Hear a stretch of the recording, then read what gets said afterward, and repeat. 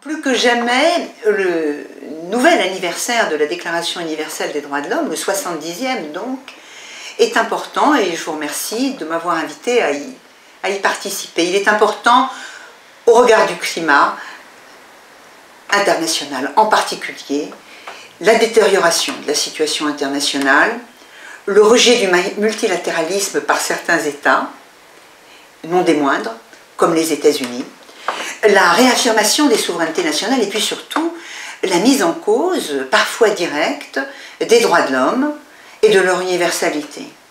Dans un tel climat qui invite au pessimisme, je crois qu'il faut relire la Déclaration universelle des droits de l'homme, d'abord parce qu'elle apaise.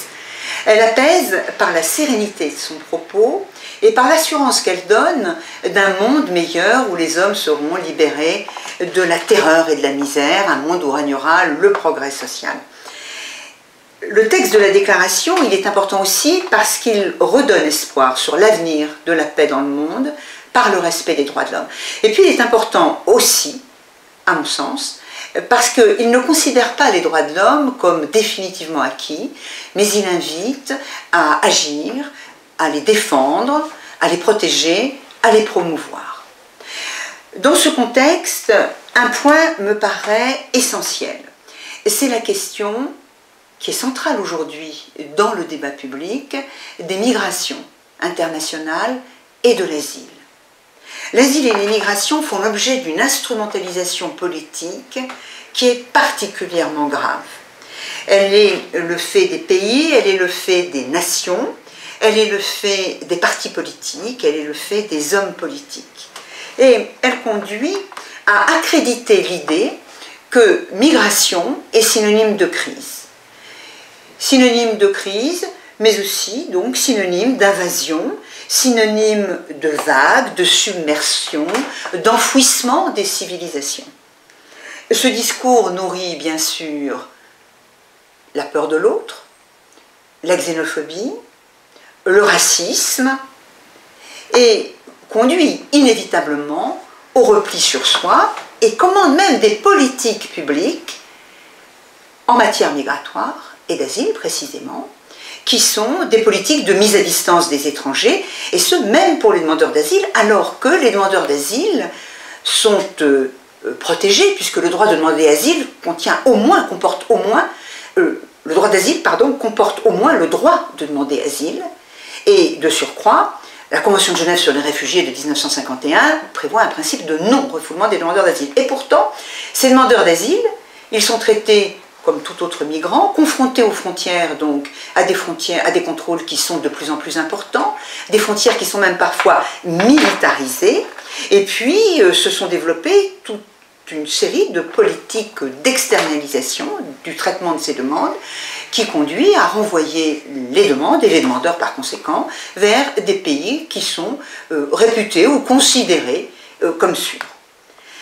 Ce discours sur la crise migratoire est particulièrement préoccupant parce que, à les entendre donc, ou à entendre ce discours, ces migrations déstabiliseraient les pays, les États, les régions, les peuples.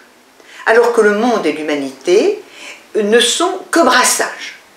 Les migrations sont évidemment, et font évidemment la richesse économique, la richesse démographique et culturelle des pays.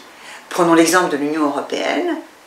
Qu'en serait-il du développement économique de l'Union européenne, de chacun des États membres, si il y avait une démographie qui se privait de la source migratoire?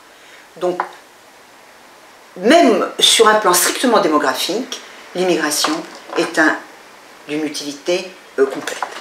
Lorsque l'on voit les files de latinos aux frontières des États-Unis, où les familles sont séparées de leurs enfants, quand on voit l'Australie qui parque les demandeurs d'asile et même les réfugiés par centaines, voire par milliers, dans des îles, quand on voit l'Union européenne se renvoyer l'Aquarius ou d'autres navires alors que sont en cause des vies qui ont été sauvées de migrants, évidemment, on ne peut que s'interroger sur le respect de la dignité de la personne humaine. Ce principe de dignité il est le fondement même des droits de l'homme, il commande leur universalité, leur indivisibilité, leur effectivité. Il se traduit donc par des droits dont certains sont indérogeables.